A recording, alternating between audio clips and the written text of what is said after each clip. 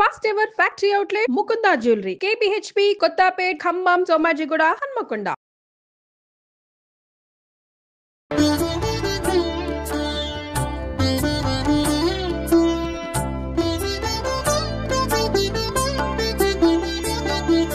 నమస్కారం.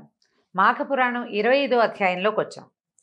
ఒక కళింగ కిరాతుడు అతని మిత్రుల కథ చెప్పబోతున్నారు. పూర్వం ఒక కళింగ కిరాతుడు ఉండేవాడట. అతను ఆ ప్రాంతంలో బాగా సంపద కలిగినవాడు, పరివారం ఉందిట బాగా. ఆయుధాలు ధరించి ఒకసారి వేటాడడానికి అడవిలోకి వెళ్ళాట. ఎన్నో మృగాలు వేటాడాడు. అయితే మృగాలను వెతుకుతూ అడవిలో తిరుగుతుండగా ఒక విప్రుణ్ణి చూశాడట. అయితే ఆ బ్రాహ్మడు నర్మదా నదీ స్నానం చేయాలని బయలుదేరాడు. మార్గాయాసంతో ఒక మర్రి చెట్టు నీడలో విశ్రమించి మరల ప్రయాణం చేద్దామని అక్కడ పడుకున్నాడనమాట. కిరాతుడు అతన్ని చూసి అతని దగ్గరున్న వస్త్రాలు, ధనము మొదలైన వాటిని అపహరించాలని భావించాడు, దొంగతనం చేయాలని. తనతో వచ్చిన తన వాళ్ళతో పాటు అక్కడికి వచ్చాడు, తన గుంపుతో కలిసి వచ్చాడు కదా పరివారంతో. ఆ బ్రాహ్మణుడి వద్ద అన్నిటినీ బలవంతంగా లాగేసుకున్నాడు. తర్వాత ఇంకేమంటాడు, ఈ కనపడేవి కాకుండా ఇంకేమైనా దాచిపెట్టాడేమో, ఇంకేమైనా దాచావేమో అవి కూడా ఇచ్చేసేయి, ఎక్కడ దాచిపెట్టావో సంచుల్లో మూటల్లో ఉండుంటే అవన్నీ ఓడదీసి ఇవ్వమని బెదిరించాడు, లేకపోతే చంపేస్తానన్నాడు. అయితే ఈ విప్రుడు ఏమన్నాడంటే, నేను దరిద్రుణ్ణి, ఈ పైనున్నది మెళ్ళలో ఉన్న చిన్న సంచిలో ఉన్న డబ్బులు తప్పిస్తే ఇంకా నా దగ్గర ఏమీ లేవు అని సమాధానం చెప్తే దానికి ఈ కోపం వచ్చినటువంటి కిరాతుడు సమయానికి, అంటే డబ్బు దొరకలేదన్న ఉక్రోషంతో బ్రాహ్మణుని ఖడ్గంతో నరికేశాడట. ఆ కిరాతుడు అక్కడి నుంచి ఆ మార్గంలో ప్రయాణించే వాళ్ళని ఎప్పటికప్పుడు నగలు దోచుకోవటము, సంహరించటమే అనమాట. అదే పని చేస్తూ ఉండేవాడు. క్రమంగా ఈ అరణ్య మార్గంలోనే కాకుండా పట్టణ మార్గంలో ప్రయాణించే వాళ్ళని కూడా దోచుకోవటం మొదలుపెట్టాడు. వాడికి క్రమంగా డబ్బు వస్తూ ఉంటే, సులువైన మార్గం కనపడుతూ ఉంటే, కష్టపడకుండా డబ్బు వస్తుంటే అదే చేద్దామనిపిస్తుంది. అందులో ఎటువంటి ఆలోచన, ఎటువంటి వెనకతీత ఉండదన్నమాట. ఇటు కిరాతునకు బంగారు నగలు చేసే ఒక బంగార పని చేసే అతను కంసాలు అయి ఉంటాడు, మిత్రుడుగా ఉన్నట్టు. అతను కూడా కిరాతుడిలాగానే క్రూరుడు, అంచనాపరుడు.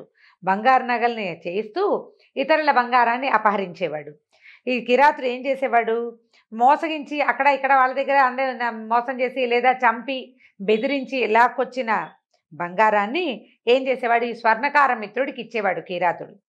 అతను నగలమ్మి కొంత ధనం తను తీసుకుని మిగిలిన ధనాన్ని కిరాతుడికి ఇస్తుండేవాడు అనమాట. వీళ్ళకి ఇంకొక మిత్రుడు ఉండేవాడు. చతుర్వర్ణాల వాళ్ళు ఉన్నారు, అన్ని వర్ణాల వాళ్ళు ఉన్నారు. ఈ మిత్రుడు ఏంటంటే పరమ కాముకుడు, దుర్మార్గుడు, పరస్త్రీ లాలసుడు. ఒకనాడు తెలియక తన తల్లితోటే అతను దుర్మార్గమైన ప్రవర్తనకి తలపెట్టాడు. అంటే రాత్రిపూట స్త్రీ ఎవరో వచ్చిన మనిషి, అక్కడున్న మనిషి ఎవరో తెలియక అతని తల్లికి కూడా దుష్ప్రవర్తనే ఉందట. ఇలాంటి దుష్ప్రవర్తన కలిగినటువంటి వీళ్ళంతా ఒక చోట చేరారు. అయితే ఈ ముగ్గురు నలుగురికి ఒక స్నేహితుడు ఉండేవాడట. అతను ఎవరట, ఒక బ్రాహ్మణుడు. జనాల్లో ఉన్న ఈ దుర్మార్గుడి తల్లి, ఆవిడ భయపడి బాధపడి అయ్యో ఇలాంటి పని చేశానని దుఃఖంతో మరణించిందట. ఈ కుర్రాడు మాత్రం ఎవరైతే తల్లిని పరస్త్రీగా భావించాడో అతడు మాత్రం బాగానే ఉన్నాడు, నిర్భయంగా. వాడికి ఏ భయము లేదు, ఎవరైనా ఒకటే వాడికి. అలాంటి దుష్ప్రవర్తన కలిగిన వాళ్ళందరికీ ఒక బ్రాహ్మడు స్నేహంగా ఉండేవాడు వాళ్ళతో పాటు. అయితే స్నేహం అంటే ఎలా కుదురుతుందండి? స్నేహాలు సాధారణంగా చిన్న ఇచ్చిపుచ్చుకోవటంలో, మాటామంతితోటే. కిరాతుడి దగ్గర ధనం ఉంది, అతని దగ్గర ఇతోధికంగా పని ఉంది, అతని దగ్గర ఉన్న పని కోసము డబ్బు కోసము జనం చేరతారు. వాళ్ళిద్దరికీ కొద్దిగా సహాయం మాట కలిసిందనుకోండి, ఇప్పుడు కిరాతుడు స్నేహితులు ఈ కొత్తగా వచ్చిన వాడికి స్నేహితులు అవుతారు, ఆటోమేటిక్గా జరిగిపోతుంది. అందులో పెద్ద విశేషమే లేదు. వీడు దుర్మార్గుడు, ఎవరినో దారులు కొట్టి సంపాదిస్తాడు, వీడి దగ్గర చేరకూడదు అని భావించేవాడు చేరడు. వాడు ఎలా సంపాదిస్తే నాకే, నేను పని చేస్తే 10 రూపాయలు ఇస్తాడు అని భావించేవాళ్ళు చేరతారు. తర్వాత ఏమవుతుంది, కొన్నాళ్ళు కలవగా చివరికి స్నేహాలు శాశ్వతం అయిపోతాయన్నమాట. అయితే ఏంటంటే ఈ వాళ్ళతోటి ఈ బ్రాహ్మడికి అట్లా స్నేహం కలిసింది. వీళ్ళందరూ ఒకచోటే ఉండేవాళ్ళు. అయితే ఏం చేసేవాడు, వీళ్ళతోటి కలిసి ఉండేసరికల్లా అందరూ ఆ పని చేస్తుంటే వీడు ఆ పనే చేస్తాడు. పౌరోహిత్యం చేసేవాడు. వీళ్ళకు కూడా పౌరోహిత్యం, వీళ్ళు ఏదైనా పూజా పునస్కారం చేసుకోవాలి అంటే పౌరోహిత్యం చేసేవాడు. దుర్మార్గులైనా పూజలు మానరు కదా. పైగా ఇవాళ రేపు ఈ కాలంలో అయితే కడు దుర్మార్గులు ఎక్కువ భక్తులుగా కనపడే అవకాశం ఉంది. ఈ కాలం అట్లాంటిది కదా, కలికాలంలో అలాగే ఉంటుంది. కనిపిస్తారు, భక్తులు అవుతారని చెప్పటం లేదు నేను, భక్తులుగా కనపడతారనమాట. అయితే వీళ్ళు ఏంటంటే చూడండి, ఎవరెవరు, బ్రహ్మజ్ఞానిని చంపినవాడు అంటే బ్రాహ్మణ హంత, కళ్ళు తాగేవాడు, క్రూరుడు, బంగారాన్ని అపహరించేవాడు, గురుభార్యాగమనము అంటే పెద్దవాళ్లతోటి వ్యభిచరించేవాళ్ళు, వీళ్ళు ఇవన్నీ పంచమహాపాతకులు, వీళ్ళు పరమ దుర్మార్గులు అనమాట. వాళ్ళతోటి కలిసి తిరుగుతూ ఉండి వీడికి కూడా ఆ పాపాలు అంటేసినాయి. అయితే ఏమైందట, ఈ బ్రాహ్మడు ఒకరోజు ఈ కిరాతుడికి ఏదో పనుండి అతను పంపించాడు బ్రాహ్మణ్ణి వేరే ఊరికి, గ్రామాంతరానికి. వెళ్ళేసరికల్లా ఆ గ్రామంలో ఒక శ్రోత్రియ బ్రాహ్మణుడిని ఒక ఆయన్ని కలవడానికి పంపాడు. అక్కడికి వెళ్ళేసరికల్లా ఆయన పేరేంటట, వీరవ్రతుడట. ఆయన రుద్రాక్షమాలలు ధరించి లేడి చర్మము దర్భలు చేత్తో పుచ్చుకుని ఉన్నాడు. గోవిందనామాలు పలుకుతూ తీర్థయాత్రలు చేస్తూ ఉంటాడు ఆయన తరచుగా. ఈ కిరాతులకి మిత్రుడిగా ఉన్నటువంటి బ్రాహ్మడు వెళ్ళి ఆయనకి నమస్కరించాడు. నమస్కరించేసరికల్లా ఆయన ఆశ్చర్యపోయాడు. వీడికి మెళ్ళో యజ్ఞోపవీతం ఉంది, ముఖాన పుండ్రాలున్నాయి, విభూది బొట్టుంది, కానీ కళ లేదు. శ్రోత్రియ కళ, బ్రాహ్మణ్యపు కళ ఏది ఉండాలో అంటే నిత్యము సాత్వికమైన ప్రవర్తనతోటి ఉండే వాళ్ళకి ఒక సాత్వికమైన కళ కనపడుతుంది ముఖంలో. ఆ బ్రాహ్మణ్యపు కళ కనపడకపోయేసరికల్లా ఆయన ఆశ్చర్యపోయాడు. ఆశ్చర్యపోయి, నువ్వెవరినైనా, ఎక్కడికి వెళ్ళి వచ్చావు, ఎందుకు వచ్చావు, ఎవరివి ఏమిటి అని అడిగాడు.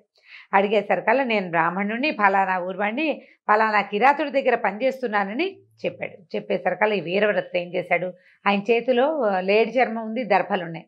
కాసేపు ధ్యానంలో ఉండి ఏమన్నాడు, పోయి నువ్వు చేసిన సమస్త పాపాలు చెప్తాను విను. నీ యజమాని బ్రహ్మహత్య మొదలగు పాపాలు చేసినవాడు, హింసాపరుడు, బంగారాన్ని దొంగిలించేవాడు, వాడికి మిత్రుడు. వాడికి బంగారాన్ని దొంగిలించేవాడు వీడికి మళ్ళీ మిత్రుడు. వీడు బంగారాన్ని దొంగిలిస్తాడు, వీడు ఫ్రెండ్ ఏమో ఇంకో రకపు బంగారపు దొంగ అనమాట. సువర్ణాన్ని దొంగిలించిన వాడు పరమ పాపిగా లెక్క పెట్టబడతాడండి.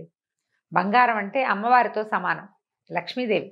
అపహరణ అనగానే వాడు పరమ పాపి అని అర్థం.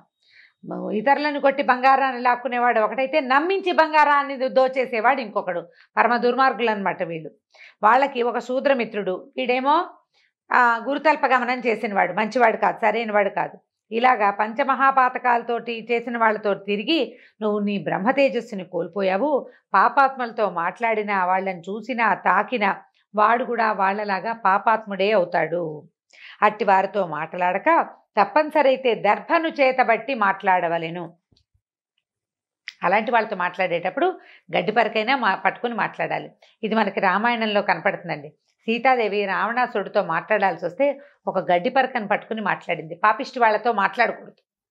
వాడు దుర్మార్గుడు అని తెలిసినప్పుడు మాట్లాడకుండా ఉండాలి. లేదా మాట్లాడాల్సే వస్తే దర్భని కానీ, అక్కడ దర్భ లేదు, అందుకని గడ్డిపరకను పట్టుకుని మాట్లాడిందట సీతాదేవి. రామాయణం ప్రమాణం, ఎక్కడైనా గమనించండి, తెలుస్తుంది. అయితే తర్వాత ఏం చెప్తున్నారు, అలా చేస్తే గనక పాపం అంటదు. నువ్వు అలాంటి పాపాత్మల సాంగత్యంతో బ్రాహ్మణత్వాన్ని పోగొట్టుకుని పాపివయ్యావు. ఇట్టి నీతో మాటలాడరాదు. బ్రహ్మహత్య చేసినవాడు, మద్యపానము చేసేవాడు, గురుతల్ప గమనము చేసేవాడు, బంగారాన్ని దొంగిలించేవాడు, వీళ్లతో స్నేహం చేసేవాడు అందరూ పాపులే. ఇటువారికి ఎంత దూరంగా ఉంటే అంత మంచిది అని వీరవ్రతుడు విశృంఖలుతో పలికి మినకుండెను. విశృంఖలుడు ఎవరు? బ్రాహ్మడు అనమాట, కిరాతుల తాలూకు మిత్రుడు. విశృంఖలుడు అంటే ఒళ్ళుపై తెలియకుండా ప్రవర్తించేవాడు అని అర్థం. అయితే అంటే గొలుసులు లేదు, ఏ కట్టుబాటు లేక ప్రవర్తించేవాడిని విశృంఖల ప్రవర్తన అంటారు. ఇతనికి ఆ పేరు పెట్టారు.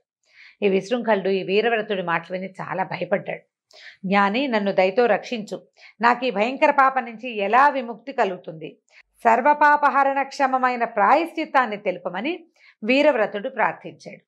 వీరవ్రతుడిని అడిగాడనమాట, నాకు ఏదైనా ఈ పాపం నుంచి ఇచ్చేయి, నేను వాళ్ళందరితోటి స్నేహంగా ఉన్నాను, అది కూడా పాపమేనంటున్నావు, నన్ను ఇందులో నుంచి బయటపడేయమంటే అప్పుడు ఆయన మాటలు విన్నటువంటి దయాళువైన వీరవ్రతుడు ఏమన్నాడంటే, మనువు మొదలైన వారు చెప్పిన ప్రకారం ప్రాయశ్చిత్తం చెప్తాను విను. నిత్యము నువ్వు చేసిన పాపాలను చెప్తూ తీర్థయాత్రలు 12 సంవత్సరాల పాటు చేయాలి. దారిలో ఎవరైనా కలిశారనుకో, ఎక్కడికి వెళ్తారంటే నేను చాలా పాపాలు చేశానండి, అది పోగొట్టుకోవడానికి తీర్థయాత్ర చేస్తున్నానని చెప్పాలట. చేసిన పాపం చెప్తే పోతుందంటారు. చూడండి, మన తెలుగులో సామెతలు మంచి మంచిగా ఉన్నాయి. చేసిన పాపం చెప్తే పోతుంది. పోతుందంటే పోదు. మనం ఎవరిని బాధ పెట్టామో వాళ్ళకి ఆ బాధ అలాగే గుర్తుంటుంది, వాళ్ళు మర్చిపోరు. కానీ మనకి నరకంలోకి వెళ్ళాక సమాధానం చెప్పుకోవాల్సిన పని ఉండదు అనమాట. మన పాపం పోతుంది. దాచిపెడితే ఆ పాపం పెద్దదైపోతుంది. కాబట్టి 12 ఏళ్ళు చెయ్యి. ప్రతి ఇంట బిచ్చం ఎత్తుకుని ఆ భిక్షాన్నాన్నే తిను. అన్నం వండుకుని తినద్దు, బిచ్చం ఎత్తుకుని తినాలి. ప్రతి మాఘమాసమున ప్రయాగ క్షేత్రంలో ప్రాతకాల స్నానం చేసి మాధవుణ్ణి దర్శింపము. ప్రయాగలో ఉన్న మాధవుడు క్షేత్రం ఉంది కదా, పంచమాధవ క్షేత్రాల్లో ఒకటి బిందు మాధవుడు అనుకుంటా, ప్రయాగలో ఉన్నట్టు స్వామి. ఆ మాధవుణ్ణి దర్శనం చేయమంటున్నారు. అక్కడి నుంచి ప్రయాగ స్మరణముతోడనే ముక్తి కలుగుతుంది. స్నానం చేస్తే వచ్చే పుణ్యం చెప్పజాలం, అంత గొప్ప పుణ్యం వస్తట. ఎంతటి పాపాత్ముడైనా మాఘమాసమున ప్రయాగలో స్నానం చేస్తే వాడి పాపాలు పోతాయి. కాబట్టి 12 సంవత్సరాలు పూర్తిగా కానీ సంవత్సరం పాటు కానీ ప్రయాగ మాఘ స్నానాన్ని ఆచరించు. ఆవు తినగా మిగిలిన బియ్యాన్ని వండుకుని తిను. ఆవుకి బియ్యం తినబెట్టి అది తిని మిగిలిన బియ్యాన్ని వండుకుని తినాలట. తర్వాత ఈ ప్రకారం 1 మాసం చెయ్యి అని చెప్పేసరికి విశృంఖలుడు సరే అని అంగీకరించాడు. తన మిత్రులైన కిరాతాదులు, వాడి స్నేహితులు ఉన్నారు కదా, కిరాతుడు మొదలైన వాళ్ళు, వాళ్ళ సంగతి అడిగాడు. వాళ్ళకు కూడా ఇదే ప్రాయశ్చిత్తం అని ఈయన చెప్పాడు వీరవ్రతుడు. దాంతో ఈ విశృంఖలుడు ఏం చేశాడంటే వీళ్ళకి నమస్కారం చేసుకుని, అయ్యా ఈ ప్రాయశ్చిత్తం చేసుకున్న తర్వాత నాకు ధర్మాన్ని ఉపదేశించండి అని అడిగితే ఆయన, నువ్వు అదంతా చేసుకుని రా, అప్పుడు నీకు ధర్మాన్ని ఉపదేశిస్తానని చెప్పాడు.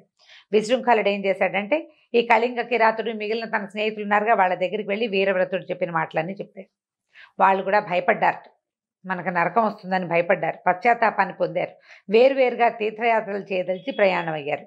ఎవరి దారిని వాళ్ళు వెళ్ళిపోయారు. అందరూ కలిసి వెళ్ళాలి. మళ్ళీ ఈ గుంపంతా వెళ్తే ఈ పంచమహాపాతకులు ఒకటే చోట చేస్తే రకరకాల బుద్ధులు మారిపోతాయి. అందుకని ఎవరి దారిన వాళ్ళు వెళ్ళిపోయారు. తర్వాత ఈ వీరవ్రతుడు చెప్పినట్టుగా భిక్షాన్న భోజనము, మాఘ స్నానము చేసి పాప విముక్తులయ్యారు. విశృంఖలుడు వ్రతాన్ని పాటిస్తూ తీర్థయాత్రలు చేస్తూ కాశీనగరం చేరి కొంతకాలం ఉండి తర్వాత ప్రయాగకు పోయి మాఘమాస వ్రతాన్ని ఆచరించను. అన్ని తీర్థముల స్నానము పాపనాశనము. ప్రయాగ స్నానము పాపనాశనము చేసి ముక్తిని కూడా ఇస్తుంది. తీర్థస్నానం పాపనాశనం అయితే ప్రయాగలో స్నానం చేస్తే కనుక ముక్తి కూడా దొరుకుతుందటండి. ఎప్పుడైనా జీవితంలో ఒక్కసారైనా ఆ కాశీ ప్రయాగ దర్శనం చాలా మంచిది. ప్రయాగలో స్నానం చేసి మాధవ దర్శనం చేస్తే పునర్జన్మ ఉండదు అని చెప్తారు. వీలు వెంబడి చేయగలం, పూట చేసేయాలంటే ఎలా కుదురుతుంది? కాకపోతే ఇప్పుడు అవకాశాలు ఉన్నాయిలేండి, ఇదివరకట్లాగా లేం కదా. మనం చక్కగా ఏ ఫ్లైట్ ఎక్కేస్తే 2-3 గంటల్లో వెళ్ళిపోతాం. అవకాశం ఉండాలి, విత్తం కొద్దీ విభవం. మన దగ్గర డబ్బులు ఉంటే, భగవంతుడు అవకాశం ఇస్తే, డబ్బు ఒకటి ఉంటే చాలదండి, మనకి బుద్ధి కలగాలి. భగవంతుడు సద్బుద్ధిని ఇవ్వాలి, మనకి అవకాశం ఇవ్వాలి. ఆ 2 కుదిరితే ఆటోమేటిక్గా చేయవలసినవి చేసేస్తాం. అయితే ఏం చెప్తున్నారు, ఇవి అన్నీ అయిన తర్వాత ఈ 12 సంవత్సరాలు ప్రాయశ్చిత్తాన్ని చేసుకుని పాప విముక్తుడై ఈ వీరవ్రతుడిని వెతుకుతూ ఆయన ఎక్కడ నైమిషారణ్యంలో ఉన్నట్ట. అక్కడికి వెళ్ళి నమస్కరించాడు. అప్పుడు అక్కడికి వచ్చిన ఈ విశృంఖలుడిని చూసి ప్రేమగా కుశలం అడిగి 2 గడియలు ఆలోచించాడు. ఇతనికి ఏం చెప్పాలి అని. నీ పాపం అంతా పోయింది, ప్రయాగ స్నానంతో దుష్ట సాంగత్యం వల్ల వచ్చిన పాపం కూడా పోయింది నాయనా, దాంట్లో దోషం పోయింది. నువ్వు ఇప్పుడు బ్రహ్మ తేజస్సుతోటి ఉన్నావు. మంత్రపూతమకు జలంతో 3 దినాలు స్నానం చేయిస్తాను, నిరాహారంగా ఈ 3 రోజులు ఉండమంటున్నాడు. అప్పుడు నీవు మరింత పవిత్రుడు కాగలవు అని చెప్పి 3 రోజులు పవిత్ర స్నానం చేయించి నిరాహారంగా ఉంచి దీక్షనిచ్చి చేయించారనమాట. అప్పుడు ఏం ఉపదేశించారట చివరికి, నిరంతరము సంతోషంగా ఉండు, అంటే కోరిక లేకుండా ఉంటే సంతోషం వస్తుందన్నమాట. వేద మార్గాన్ని అతిక్రమించవద్దు, శాస్త్రమును అనుసరించి కార్యములను ఆచరించు, వివాహము చేసుకుని గృహస్థ ధర్మమును ఆచరింపు, ప్రాణిహింసను మానుము, సనాతన ధర్మమును పాటింపుము, సజ్జనులను సేవింపుము, సంధ్యావందనము మొదలగు నిత్య నైమిత్తిక కర్మలను మానవద్దు, ఇంద్రియ నిగ్రహము కలిగి ఉండుము, హరుని పూజించుము, అంటే హరిహర భేదము లేకుండా శివకేశవులు ఇద్దరినీ పూజించు, ఇతరుల అపరాధమును చెప్పవద్దు, ఎవని యందును అసూయపడద్దు, ఇతరుల వృద్ధిని చూసి విచారపడవద్దు, పరస్త్రీలను తల్లివలే చూడుము, చదివిన వేదములను మరువకు, అతిథులను అవమానించవద్దు, పితృదినమున శ్రాద్ధమును మానకము, చాడీలను చెప్పకము, ఇతిహాస పురాణములను వేదాంగములను పరిశీలించుచుండుము. ఏదైనా కథ వినేందుకు అవకాశం వస్తే వినాలన్నమాట. సిగ్గును విడిచి హరినామ సంకీర్తనము చేయము. ఏ సత్యనారాయణ వ్రతంలోనో పురోహితులు గోవింద గోవింద అనమంటే అందరూ అనరండి, చాలామంది అనరు. ఆ గోవింద అంటానికి కూడా సిగ్గు, మొహమాటం, అటు ఇటు చూస్తుంటారు, అనకుండా ఉంటారు. ఆ హరినామస్మరణ, భగవన్నామస్మరణ చేయటానికి మనలో కలిగే ఆ సిగ్గుని జంకుని విడిచిపెట్టేసేయాలి. అది చెయ్యగలిగితేనే, భగవన్నామాన్ని బయటికి ఉచ్చేశ్వరంతో ఉచ్చరించగలిగితేనే సమస్త పాపాలు పోతాయి. కలియుగంలో నామస్మరణే చాలా ముఖ్యమైనది. అన్నిటికీ రామకృష్ణ అనుకుంటుంటారు, శబ్దమే కదా, ఆ శబ్దం వల్లే మనకి చుట్టూతా ఉన్న వాతావరణం పవిత్రీకరింపబడుతుంది. దాంట్లోంచి వచ్చే పాజిటివ్ ఎనర్జీ మనకి హెల్ప్ చేస్తుంది, జీవితంలో ముందుకు తీసుకెళ్తుంది మనని. భగవన్నామ ఉచ్చారణకి అస్సలు మొహమాట పడకూడదు, సిగ్గుపడకూడదు. తర్వాత ఏం చెప్తున్నారు, త్రిపుండ్ర ధారణ చేయము. త్రిపుండ్రాలంటే నిలువుగా అయినా అడ్డంగా అయినా అండి, వైష్ణవనామం ధరించిన 3 త్రిపుండ్రాలే. ఒకవేళ శైవనామం మనం విభూతి పట్టీలు పెట్టుకున్నా 3 కదా. త్రిపుండ్ర ధారణ నువ్వు ఏది అవలంబిస్తే అది మానద్దు. రుద్రాక్షమాలను ధరించి రుద్ర సూక్తంతో శివుని అర్చింపుము, తులసిమాలను ధరించి తులసీ దళాలతో లక్ష్మీనారాయణలను, బిల్వదళములతో శివుని అర్చింపుము. హరిపాద తీర్థమును సేవింపుము, నివేదిత అన్నమును భుజింపుము, అంటే దేవుడికి నివేదన చేసిన ఆహారాన్ని తీసుకో. యతీశ్వరులను గౌరవింపుము, తల్లిదండ్రులను సేవింపుము, నియమముతో మంత్రానుష్ఠానము చేయుము, కామక్రోధాది శత్రువులను జయింపుము, మాఘ స్నానమును మానకుము, మనసుని అదుపులో ఉంచుకొనుము, చిత్తశుద్ధితో వ్రతాధికమును ఆచరింపుము అని వీరవ్రతుడు విశృంఖలునికి ధర్మ ప్రశస్తిని ఆచరణ విధానాన్ని తెలియజేశాడు. విశృంఖలుడు వీరవ్రతుని పాదాలకు నమస్కరించి ఆయన అనుమతితోటి మళ్ళీ కాశీనగరానికి వెళ్ళిపోయాడు. వెళ్ళాక గృహస్థాశ్రమం స్వీకరించి వీరవ్రతుడు చెప్పిన ధర్మాల్ని పాటించాడు. మాఘ స్నానమును ప్రతి సంవత్సరము చేస్తూ ఉండేవాడు. అంటే కాశీనగరంలో ఉన్నాడు, గంగానదిలో స్నానం చేసేవాడు అనమాట. అనేక భోగములను పుత్ర పౌత్రులను పొంది సుఖముగా ఉండెను. తరువాత మరణించి ముక్తి నందెను. దీంతో 25వ అధ్యాయం పూర్తయిందండి. రేపు 26వ అధ్యాయంతో మళ్ళీ కలుసుకుందాం. నమస్కారం.